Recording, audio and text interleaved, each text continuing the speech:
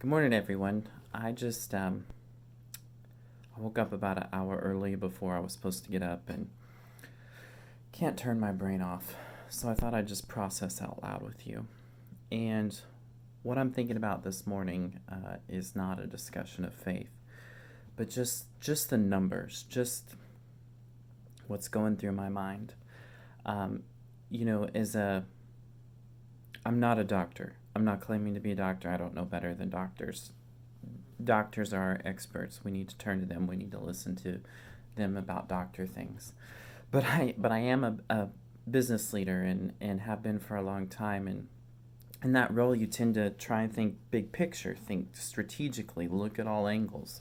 I also have a background in the public health field a little bit with food safety and kind of understanding epidemiology. So I've enjoyed reading some of those trends. I haven't been in that field in a while. I've been in the pest industry for a while now, but I'm really, really concerned what seems very irrational to me about this whole situation. So I'm just going to share my thoughts.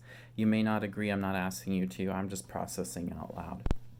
So here's what has me concerned. I made some numbers. You can't really see it, but um, right at this moment, according to the internet, we have 458 deaths in America from the COVID disease and 35,070 cases of people infected, which equals a death rate of about 1.3%. That's like 11 to 12 times higher than the flu. Um, the flu kills way too many people in America because we don't take the time to wash our hands and, not go to work sick. But we never bat an eye at that. And 1.3% is a big number. And I do find that concerning. And I think we should take action to slow that down.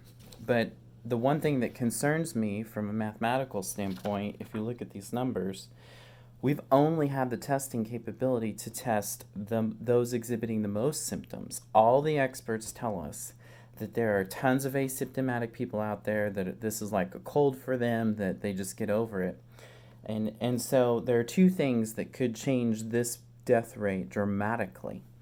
The first is once testing kits start flowing well and we do more than those with just symptoms, if we ever do more than those with just symptoms, we could see the bottom number increase dramatically, making the death rate substantially lower.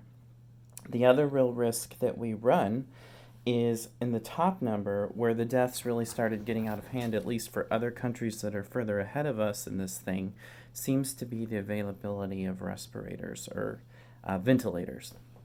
And the amazing thing that I am so proud of America and our administration and just reaching out to private industry and private industry volunteering is we now have 4 companies that have stepped in and say, we're shut down, but we can make ventilators.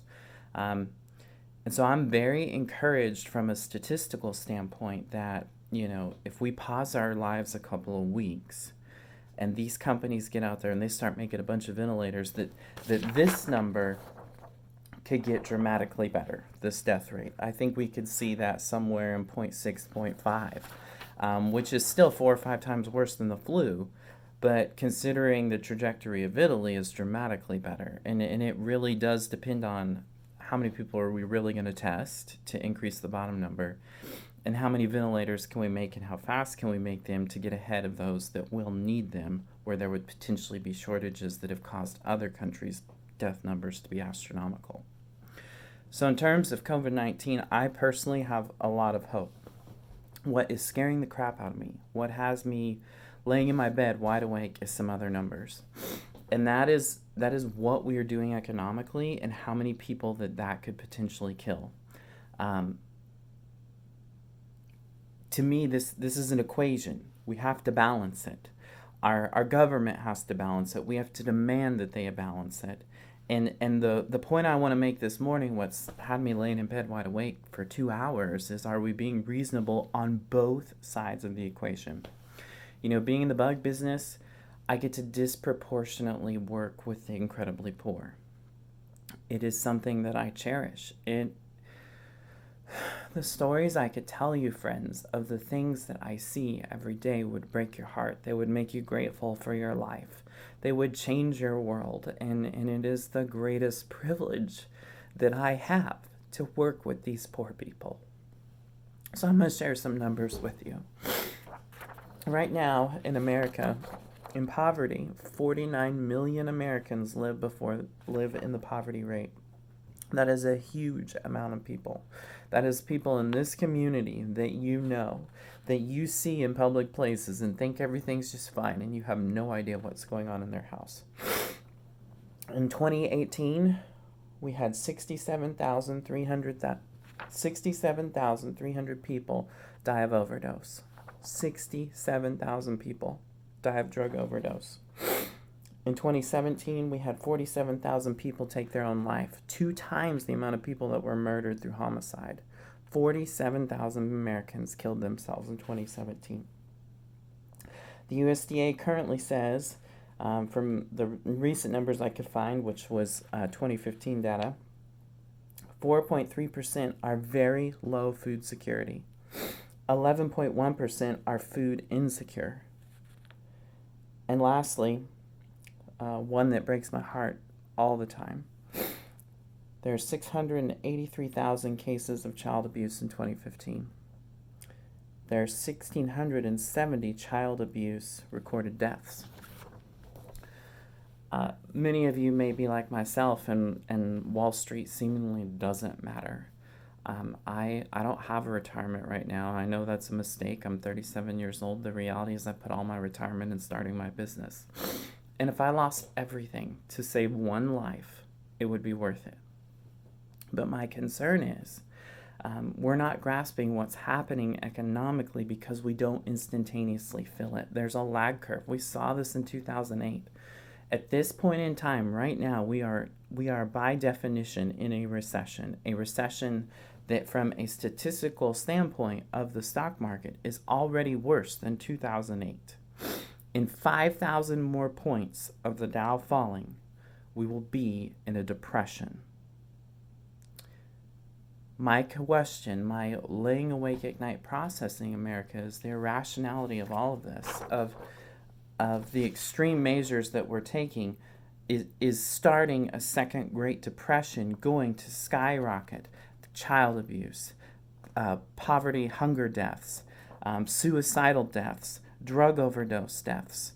At what point do we balance this equation for 1% of the people that get the illness?